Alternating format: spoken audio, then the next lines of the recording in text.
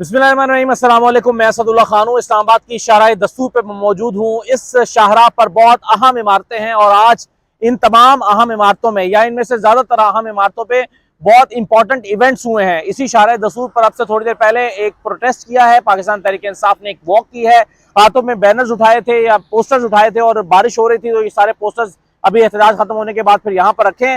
और मैं देख रहा था कि सब लोग एक दूसरे को कह रहे थे कि इसको जमीन पर फेंकना नहीं है, इन पोस्टर्स को, और इमरान खान को रिहा करो, इमरान खान को इंसाफ दो। के पोस्टर्स जो हैं वो फिर इस जगह पर जो है वो अभी भी रखे हुए दिखाई दे रहे हैं। इस्लामाबाद हाई कोर्ट में इंपॉर्टेंट समाअत थी आज, बल्कि दो इंपॉर्टेंट समाअतें थी।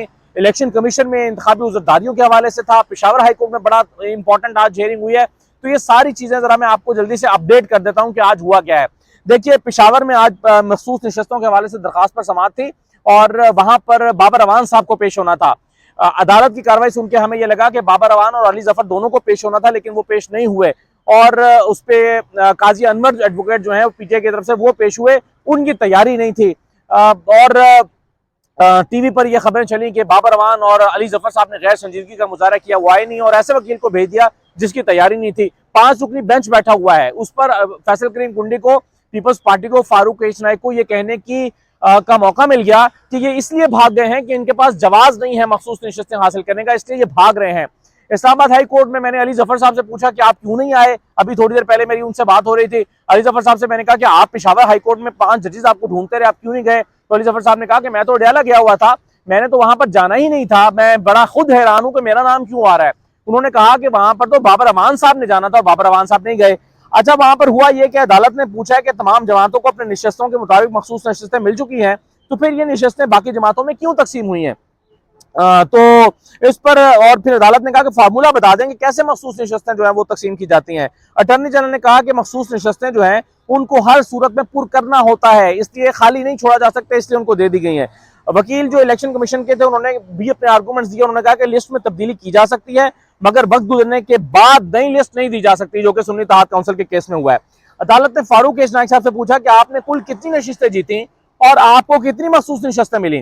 तो फारूक नाइक साहब ने कहा कि जी मेरे पास अभी इस बारे में तफसीलात नहीं है, तो मैं आपको मुझे इस पर वक्त दे दिया जाए। लेकिन फिर बहरहाल उन्होंने अपने जो आर्गूमेंट्स हैं वो उसको तकरीबन मुकम्मल किया। अटर्नी जनरल ने कहा कि मखसूस नशिस्तें तब किसी जमात को मिलती हैं जब पार्लियामान में उसकी नुमाइंदगी हो, यानी सुन्नी इत्तेहाद काउंसिल तो क्वालिफाई नहीं करती। अब काजी अनवर एडवोकेट यानी जो सुन्नी इत्तेहाद काउंसिल के वकील थे, उनसे कहा गया कि आप दलाइल दें, तो उन्होंने कहा कि जी मेरी तो तैयारी नहीं है, मुझे कल तक का वक्त दे दें। अब अली जफर साहब, आज मैं उनसे पूछ रहा था तो उन्होंने कहा कि मैं कल खुद पेश होऊंगा, लेकिन वो कहते हैं कि आज मैंने नहीं जाना था, मैं तो डयाला गया हुआ था इमरान खान से मिलने के लिए और वहां उनसे मुलाकात हुई है। तो बहरहाल ये पाकिस्तान तहरीक इंसाफ की तरफ से आज एक गैर संजीदगी का मुजाहरा किया गया है। अली जफर साहब ने नहीं जाना था तो बाबर अवान साहब को जाना चाहिए था। बाबर अवान साहब ने वकील से आज सहाफियों ने सवाल किया मगर उन्होंने इसका जवाब नहीं दिया। ये एक इंपॉर्टेंट चीज थी। दूसरा, आज शेर अफजल मरवत साहब आए थे इस्लामाबाद हाई कोर्ट में, जस्टिस अरबाब ताहिर साहब के पास उनकी एक दरखास्त लगी हुई थी और आज पाकिस्तान तहरीक इंसाफ की पूरी मेन लीडरशिप जो है वो यहाँ पर मौजूद थी। काफी यानी बैरिस्टर गौर खुद मौजूद थे, जो है वो गालिबन उमर अयूब साहब भी थे, और सनाउल्लाह मस्ती खेल थे, शानदाना गुलजान थी, अलीमा खान थे, शेख वकास अकरम थे, सिमाबियाँ थी, काजी अनवर थे, बहुत सारे लोग, अब्दुल्ला कालू थे, यानी मुख्तलिफ जगहों पे लोग जो जीते हैं या हारे हैं वो सब लोग जो है आज, और भी बहुत सारे लोग आए हुए थे यहाँ पर इस्लामाबाद हाई कोर्ट में। और जब शेर अफजल मरवत साहब आर्गूमेंट दे रहे थे तो ये सारे लोग कमरा अदालत में मौजूद थे, बैठे हुए थे। और उसमें अरबाब ताहिर साहब ने पूछा कि ये सिर्फ इमरान खान पर पाबंदी लगाई गई है मुलाकातों की या पूरी जेल के लिए लगाई गई है? तो उस पर शेर अफजल मरवत साहब ने कहा कि नहीं, सबके लिए लगाई गई है। तो फिर जस्टिस अरबाब ताहिर साहब ने कहा तो फिर ये किसी एक शख्स के साथ खुसूसी सलूक तो नहीं हो रहा, मगर उन्होंने कहा कि ये किसी पर भी पाबंदी नहीं लगाई जा सकती। वकील को कैसे रोका जा सकता है कि वो अपने जो है वो उसे क्लाइंट से या मौकल से ना मिले? तो उस पर जो है वो उन्होंने कहा कि चले हम इसको जो है वो इनको मौक़िफ़ सुन लेते हैं फरीकैन को बुलाकर। तो शेर अफजल मरवत साहब बुनियादी तौर पर आर्गूमेंट कर रहे थे और वो ये कह रहे थे कि जी इमरान खान को बनी गाला भेजने का मंसूबा बनाया गया है और बनी गाला एक जंगल में वाक़ है और जंगल में होने की वजह से जो है वहां पर सिक्योरिटी थ्रेट है, तो वहां उनको भेजा जाना मुनासिब नहीं है। फिर उन्होंने ये भी आर्गूमेंट्स दिए हैं कि जो है वो अगर बारिश तेज हुई तो फिर हम भाग के किसी दरख्त के नीचे चले जाएंगे, हल्की फुल्की बूंदाबांदी शुरू हो गई है। अच्छा, वो ये कह रहे थे कि इमरान खान से आजकल मुशावरा बहुत जरूरी है क्योंकि सेनेट के इलेक्शन होने जा रहे हैं, मेरा ख्याल है थोड़ा सा हम आ ही जाते हैं। सेनेट के इलेक्शन होने जा रहे हैं और सेनेट के इलेक्शन जो है उसकी वजह से वो कह रहे थे कि मुशावरत जरूरी है। जिमनी इलेक्शन भी होने जा रहे हैं, जिमनी इलेक्शन जो है वो हो रहे हैं, तो उसके लिए जो है वो ऊपर आप कह रहे हैं थोड़ा पीछे हो जाए, अच्छा ठीक है। तो वो कहते हैं कि इसके लिए मुशावरत बड़ा जरूरी है। फिर जो जिमनी इलेक्शन होने हैं उसके लिए मुशावरत जरूरी है। तो जस्टिस साहब ने कहा कि अभी तो उसके लिए वक्त बाकी है, यानी 3 अप्रैल को होने जा रहे हैं, तो हम अगले 1-2 दिन में इसको सुन लेते हैं। तो शेर अफजल मरवत साहब इसरार कर रहे थे कि नहीं, फौरी रिलीफ दिया जाए और अबूरी रिलीफ, इंटरम रिलीफ दिया जाए, और अबूरी रिलीफ में कम से कम उनसे मुलाकात की वकीलों को इजाजत दे दी जाए। बाकी बातें हम आप बेशक फरीकैन को सुन लीजिएगा। तो अरबाब ताहिर साहब ने कहा कि जी ये बताइए कि इसमें अर्जेंसी क्या है, 1 या 2 दिन से क्या फर्क पड़ेगा, हमें उन्हें सुन लेने दीजिए। तो शेर अफजल मरवत ने कहा कि जब ये फैसले किए जाते हैं उससे तो हमें भी सुना नहीं जाता। तो उन्होंने कहा कि जी वो जो करते हैं ये उनकी सवाबदीद होगी, मैं 12 सुन के फैसला करूंगा। तो इसलिए कल 11 बजे तक, पहले वो कह रहे थे जस्टिस अरबाब ताहिर साहब के परसों सुनते हैं, लेकिन फिर कल 11 बजे के लिए जो है वो इसमें ऑर्डर्स किए गए हैं, फरीकैन को नोटिस जारी किए गए हैं। रिस्पोंडेंट बनाया गया है अडयाला जेल के सुप्रीडेंट को।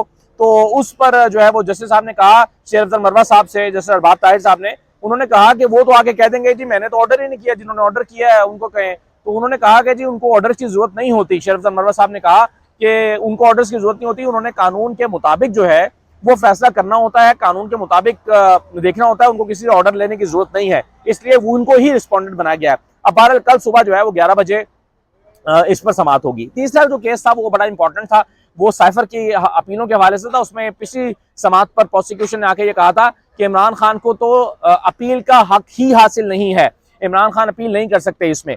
तो उस पर जो है वो आज समाप्त हुई है। सलमान सफदर साहब ने बहुत डिटेल से दलाइल दिए हैं और उसके बाद अदालत ने कहा है कि जनाब अपील का हक हासिल है, ये तस्लीम कर लिया है कि अपील का हक हासिल है और पीर से मेरिट पर समाअत शुरू होने जा रही है। इसमें प्रोसिक्यूशन की कोशिश ये थी कि ये कह दिया जाए कि इमरान खान को इस केस में इस तरह से अपील नहीं कर सकते, रिट में जा सकते हैं, और अगर रिट में जाते हैं तो फिर सिंगल मेंबर बेंच जो है उसको सुनता है, यानी सिर्फ आमिर फारूक साहब सुनते।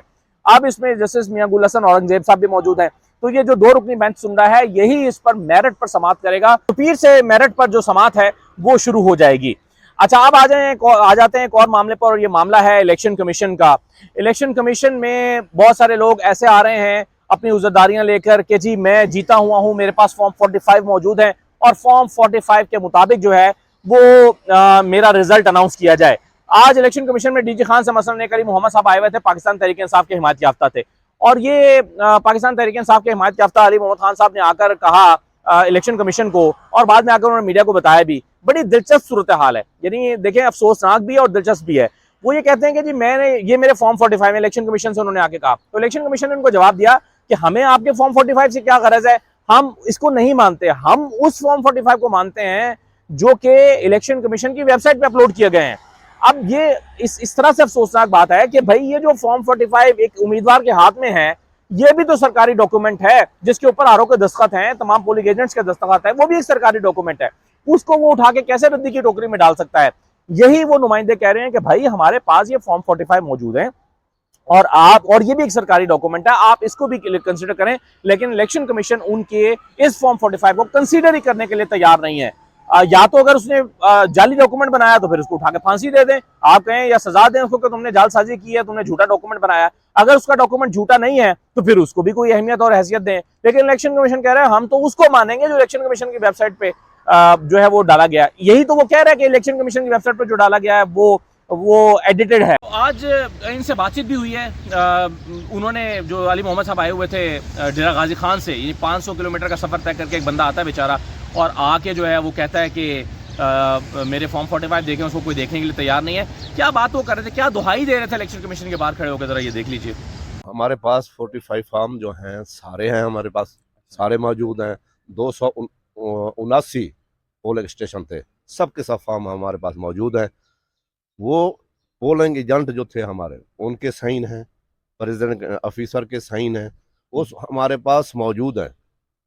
तो हम उस लीड, हमारी लीड थी 49-50 हज़ार की लीड थी। अच्छा जी सर, अभी हमें 1400 से हरा दिया है। अच्छा, आपका रिजल्ट है वो कब अनाउंस किया गया? सर जी 9 तारीख को तकरीबन 6-7 बजे मगरिब के करीब। अच्छा, ये रिजल्ट हाँ, 8 को नहीं मिला हमें।